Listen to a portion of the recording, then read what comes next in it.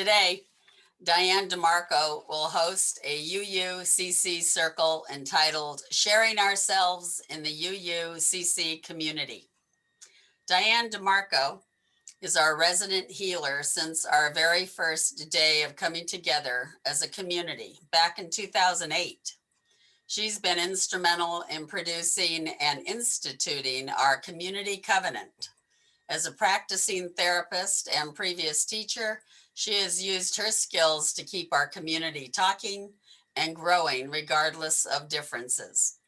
As you will see here, she loves to get people involved.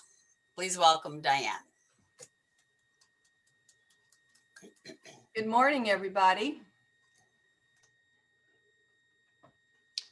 It is our hope that our individual autobiographical expressions today will strengthen our kindred spirits. As UUs, we are known to be open. Next slide, please. So please tell us more about your experience or what you may be seeking at this time in your life. Next slide, please.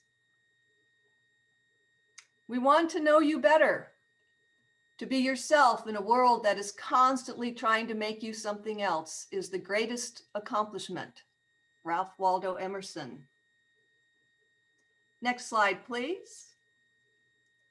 So no worries if you don't have any answers. And this t-shirt says, I'm a Unitarian Universalist. The bedrock of my faith is an unshakable belief that your guess is as good as mine. So just so you know, whatever you add today is good, and we appreciate your thoughts. Just sharing a little more about you is what today is all about. Next slide, please. Each of us fits into the whole of our community. We are all a part of UU world of existence. Consider this a place where everyone fits in, and that we would like to hear from everyone today, if possible. The real story, after all, is our everyday lives. How we cope, how we handle situations, what impacts us. Sharing reflections of ourselves with others, evaluating our own journey with people who live alongside of us, who support us, who share values with us, brings us together. So tell us about your recent journey since COVID-19 began in January of 2020. We had a year and a half like no other. COVID-19 changed the world in the swiftest time frame ever thought possible. We also had huge demonstrations across the country. We lost some great people, including Kobe Bryant and Ruth Bader Ginsburg. There was an attack on our Capitol. A vaccine was developed and administered. We moved from our own sanctuary to Zoom.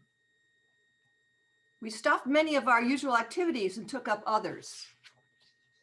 So what has impacted your life? We ask that you consider what each one has to say today and allow those words to be a jumping stone in your own thought process when it is your turn. But also remember that you're not obligated in any way to speak and can choose to remain silent and just listen. And if that's the case, when I call upon you, just let me know you wish to pass and we'll move on. We ask everyone to practice active listening techniques. Also on your computer, you may want to switch to view or standard to be able to see more people on the top of your screen. So next slide, please. Here are the 9 questions that we came up with. What event impacted you the most in the last 18 months? What did you enjoy the most? What was most challenging for you? How are you different than a year and a half ago? What did you learn about yourself? How did you deal with COVID-19? What were your accomplishments? What did you do for your physical and or mental health? and any other thoughts that might pertain to you in the last 18 months of your life. So if you can raise your hand, that'd even be better. I'd like to see hands from everybody out there so we can just kind of go down the list. We have about 2 to 3 minutes per person, although some people may choose not to share and others may share a little longer. We all need to stick to around 3 minutes or so at the longest. Okay, we do have a couple of hands. So Diane, I have a quick question, or I know we don't record the joys and concerns. Is this going to be recorded? Andy, is this going to be recorded? Well, we are currently recording. I can delete this from the posted version, or you can pause record right now. Diane. If someone asks to pause the recording, I'll just pause it and then Okay, put it back on again. Is that great. okay? Okay, Amanda, did you want me to stop the recording?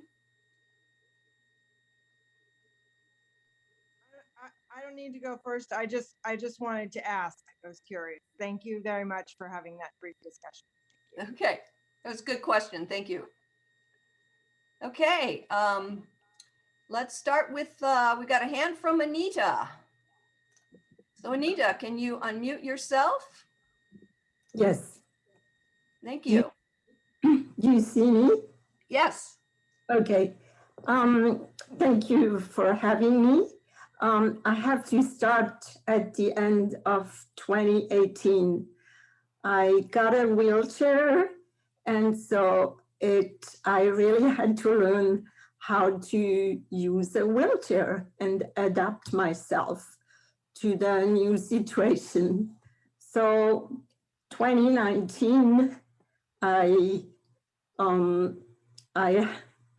still in the wheelchair, and so 2019 was used to see how I will be able to still be with people and driving or shopping. And so I was able to, people came by like the usual, and then 2020 started. And so because being in a wheelchair, it didn't change a lot for me. The socializing. So people came by, and as you know, with masks and at the distance. And so that it was all okay to me. The only thing I was really missing was the hugging. And so, but then I got over 2020. And what I have to tell you, I kind of liked to be on my own and knowing that people had to stay home. And so I didn't have to go out into the world too. It helped me to stay home too, knowing that the collective had to stay home. So that's my sharing. Thank you, Anita. You're welcome. Appreciate it. Art, could you unmute yourself? All right.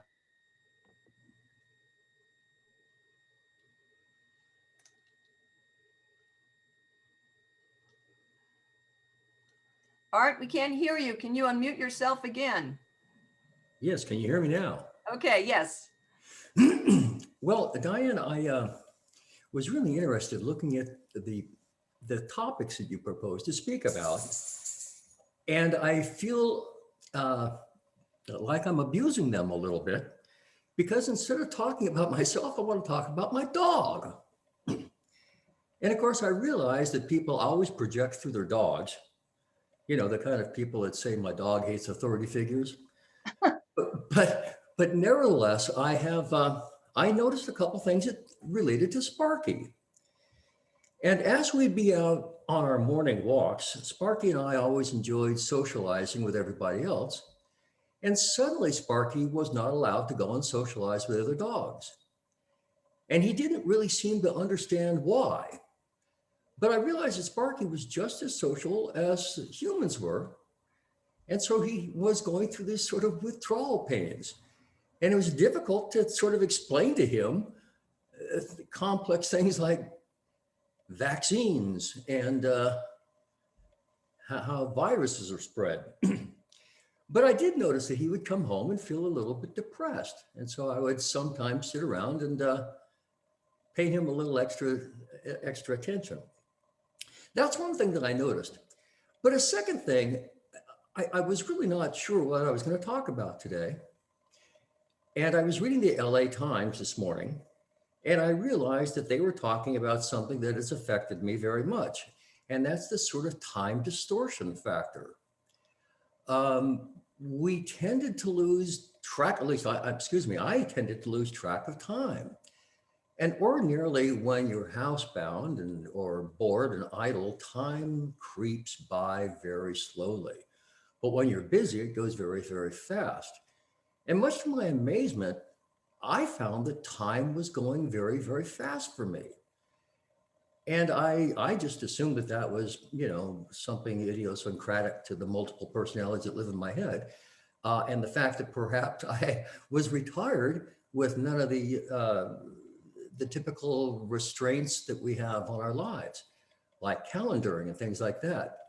But then after I was reading in the Times this morning, a recent survey said that 20% of people felt that the time passed normally. 40% felt that the time passed slowly. But interestingly enough, 40% felt that time passed faster. And that's what I experienced. And they've come up with a name for it. It's called Blur's Day, where days blur from one to another. So I was constantly doing things like checking my calendar to see what date it was. And then as it progressed, I would check to see what month it was. And then of course I went to year and then century. But it's an interesting phenomenon that I thought was kind of unique or personal to me, but apparently it's shared by a lot of people. So that was kind of my thoughts. One, of course, about Sparky, and then this other one about time distortion. I'm just curious if maybe other persons have felt some of those things. All right, thank you. That's all I really wanted to say. Thank you, Diane. Thank you, Art. Oh, thank you, everyone. Okay, who would like to go next? Kat, would you unmute yourself, please? Thank you. Thanks, everybody. You know what? I sat down at the computer and wrote, and I don't even know if I answered any of these questions, but I got about 2 minutes here. I hope you guys don't mind. All right. So I'm calling this my musings on the pandemic, if there is such a thing. I kind of enjoyed the halt that we had in life for the 6 weeks back in 2020. I never had such a long rest in so many years, if ever. I was not allowed to see my grandgirls. They lived in Los Osos at the time. I had nothing to get out of bed for. I read, I cooked, I learned the ukulele. I started playing medieval music on my accordion with a new book that I got. Luckily, money came through in different ways. I put forth efforts in the community as needed, the food outreach, neighbors helping neighbors. I called people to see how they were doing. Luckily, I never got depressed. The election for the presidency was looming. There was fear about that when I thought what could possibly happen. So figuratively, there was a dark cloud over us, over me, and it felt oppressive. Not the kind of oppression that hungry children feel, or that people in poverty feel, or that the refugees feel, or that the dilemma of the BIPOC people feel, or the incarcerated feel. However, it felt oppressive. And it just went on like that. It was so weird that people could not hug, could not gather, that people kept their distance, veering far out of the way of me when I approached someone on the hiking trail. Weird. Mask wearing was something I never got used to. Finding myself often going back to my car for a mask. And now that I'm putting this into words, it was kind of like a bad dream. Again, a dark cloud, oppressive. I'm always looking for carefree moments through this, and there were so few. Of course, finally being with my grandkids once or twice a week was pure play joy. And one time after Biden won the POTUS election, a few of us met at a friend's house and danced over and over and over to Lionel Richie's Celebrate. Bring your good times and your laughter too. We're going to celebrate and party with you, hoping for more good times to come. The other time was when the mask mandate was over on June 15th, 2021. A man friend and I went down that very Saturday to the Siren, a club in Morro Bay. The place was full. It was a free concert with Bobby Santa Cruz and his daughter and his band. And we drank, we danced, we laughed, we talked with so many people we had never met. People belly up to the bar together for drinks, smiling. There was one older couple in there dancing away, the only ones with masks on. It felt like life again for 3 hours. It felt like real life as we have known and enjoyed it. It was beautiful. Now for me, more feelings of oppression, more divide, democracy on the line, vaccinated, unvaccinated, narratives on what's happening that are being silenced, people unwilling to see past mainstream media, a dark cloud, oppression. And I feel sad for personal and worldly reasons, but I rally still. I go forward still. And still, luckily, I'm not depressed. Thank you. Thank you, Kat.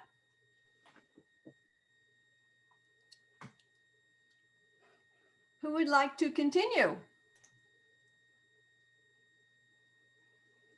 Dolores, unmute yourself, please. Okay, so I wrote a few thoughts down as well. I felt unhurried. I breathed. I was extremely Zoom connected. Not alone, but finally alone. I reflected on my life daily. I worried about getting sick.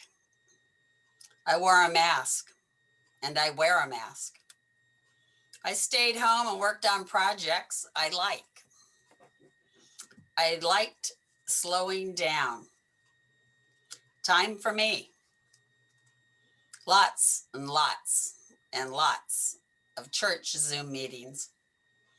There were many changes I've gone through. I made and baked bread.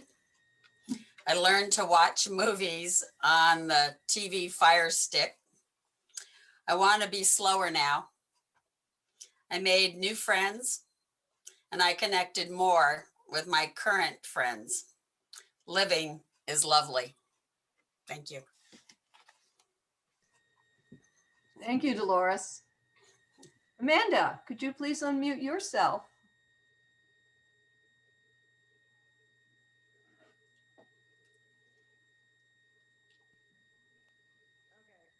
Can you hear me? Can you speak Can you up? hear me? Can't hear you. Can you hear me now? Yes, better. Okay, so I made some notes too. So when the pandemic hit, I was just starting to kind of come out of my initial grief from losing Gordon. It's the first time I've been single since I was 24. And everything was shut down right about the time I was ready to go out and start socializing again. It was my last year on the board after serving for 7 years. My last year was all Zoom board meetings. I finally, for the first time, filled the bird bath in my backyard and had so many birds and made so many videos of birds in my backyard. Loving that bird bath. And that was so nice last spring because it was very lonely because everybody had to stay home. I fostered 6 cats during the 2020 election, which was not fun. I did work for Michael Bloomberg's campaign. Thanks to you, Allison Groves, for getting me that job. I needed that money. Will never work for a candidate ever again that I don't believe in. It was not easy, but it was a lot of money. The intensification of the BLM movement reignited my activist side, and I started thinking about what I was going to do once I left office. And I moved to Oakland after 20 years in Cambria, almost 20 years exactly. I moved to Oakland. The my two takeaways are, one really important embodied or visceral experience I had, and another one that just feels like an ongoing thing I keep saying. One is watching a very slow moving, heinous disaster. Because I saw the COVID when the shutdown was starting to come, when Seattle hit Seattle, I could see that it was coming, and it's just still such a slow moving disaster. You have a hurricane come through, it goes boom, and then you got to clean up. This is just like going on and on. It's the same feeling I had when we were in the first drought in 2014. It's really hard to watch a slow moving disaster. It's like everything's in slow motion, and I know what the end is going to be. It kind of sucks. And the other, and I'm just going to very briefly touch on this. I had a very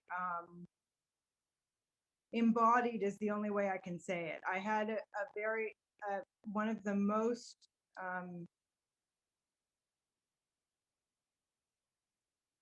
emotional experiences ever, because I went to leave my house at some point in May, and everybody was still washing everything down and wearing gloves, and nobody's going to stores, and everything is getting delivered. And I go to leave the house, and at that time, especially in Cambria and San Luis County, people who did not want to wear a mask would yell at people who were wearing masks. And I was afraid to go out, because I knew if somebody saw me wearing a mask, which I wanted to wear for my own safety, they would yell at me. And I had experiences of people yelling at me for wearing a mask. And my experience walking out the door that day was, okay, so I know if I see somebody that's not wearing a mask, that person's a threat. And immediately I thought, wow, what if I was Black walking out my door and I'm looking at every face of a white person thinking that person could be a threat to me, physical threat to my life. And it just, I really felt for the first time kind of what that might be like, to live in a body that, I mean, I can take my mask off. When you're Black, you're Black. So thanks for letting me share. Thank you, Amanda. Appreciate it. Wayne, would you please unmute yourself? Hi, can you hear me all right? Yes, very well. Good. One thing I found is that I miss being with you all in person. Being on Zoom in no way replicates the feeling of being with you all. So I'm looking forward to that. I discovered that my increasing role as a caregiver has, I would say, I'd let myself become more isolated, and the pandemic exacerbated that, and it's only now that I'm really looking happily to the future, as I plan to be back singing with several groups and socializing and so on. So I feel like have an opportunity to open up again. Thank you. Thank you, Wayne. Very heartfelt sharings. Thank you all so much. Francis Wild, would you please unmute yourself and share with us? Hi, everyone. I am from upstate New York, Lake Placid area, in about an hour and a half from Montreal. I started 2020 New Year's Eve, finding out I was working in a metal fab shop at the time, and I found out that my stepdad had died. And that's how I kicked off 2020. So like crying at a comedy show that we had tickets to, actually, which was really funny. So it was like comedy tragedy all at once. Fast forward a year, I was doing odd jobs. I've got a myriad of useful skills, so I just kept picking up different work. We all got laid off at the shop, so painting and just all kinds of things, working on cars and all kinds of stuff. Waitressing, lots of waitressing. And so I never stopped working. I just masked up and wore gloves. And I'm kind of wary of people anyway, so I kind of liked when they stayed away. That was kind of fun for me. It's like, oh, cool. So that was cool. And so yeah, and then so a year later, I broke up with the man I was seeing for several years, and I ended up getting an apartment, which I don't normally do. I'm generally a traveler. So I do better when I'm outside. And when I got the apartment, everything just got very small, and it was winter in New York.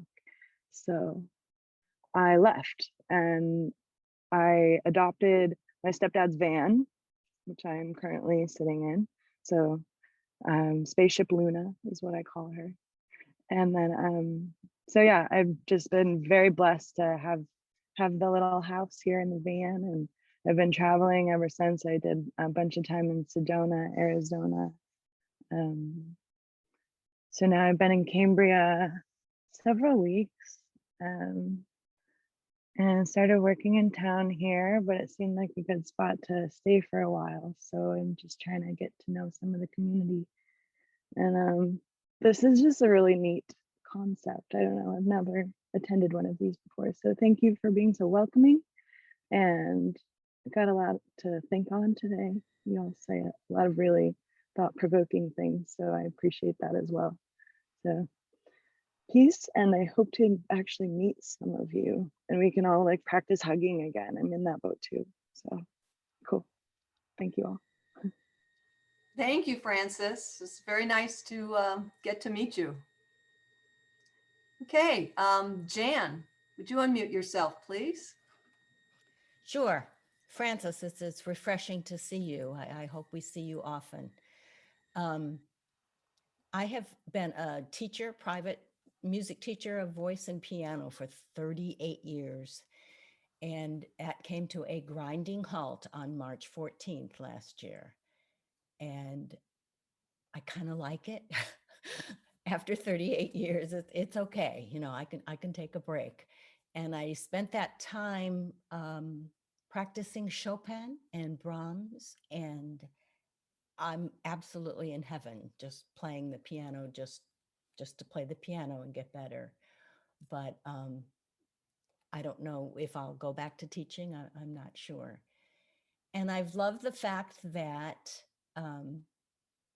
I had time for myself, and I love people, but I like not being with people too. So that was okay.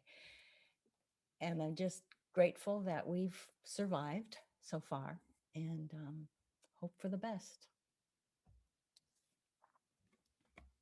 Thank you, Jan. All right, who is next? Don, could you unmute yourself, please? Thank you.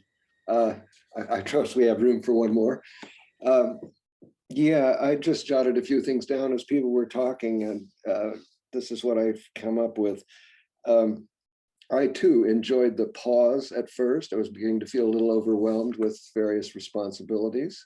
So for a couple of months there, it was actually kind of pleasant to have no obligations and not have to do much of anything. However, as time progressed, I found that I was getting a little crazy. And so that's something I think others have probably also experienced. And I did experience exactly what Art was talking about, the time distortion. In fact, I'm still suffering a little from that, but it got to the point where it seemed to me time was just extending into this infinite succession of days. And it was things, in that regard, it was these church services and some of my other regular activities that kept me at least partially oriented correctly to time. At least the Sundays were where they needed to be. And the board meetings kind of also kept me fairly well oriented, but it was an odd sensation.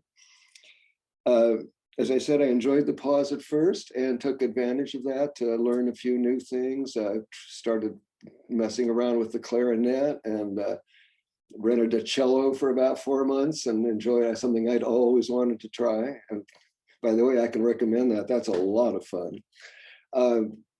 So those are the good things. I think the other thing that there are some pluses to this experience, not that I would want to endure it again. One thing, it was very clear to me how it became very clear. I mean, I kind of knew it, but it became very clear how connected people are and how connected I am. And I'm a relatively, I can go for weeks without talking to anybody. If I didn't live with somebody, I could still very happily for about a week or so just be good with my own company. But I discovered that how difficult it was to maintain social distance. When I talked to somebody, we might be masked, but there was this magnetism drawing us together. Or people would talk to me out on the ranch. They might ask me some directions and they'd start coming towards me and I'd have to step away and they'd be chasing me across the path. It was this unconscious desire. So that was pretty clear that we are very, very connected species. The pluses to the experience, that was one. The other thing for me, I was able to connect with people around the world because of my former musical activities. There was some 101st birthday party for one of my old teachers.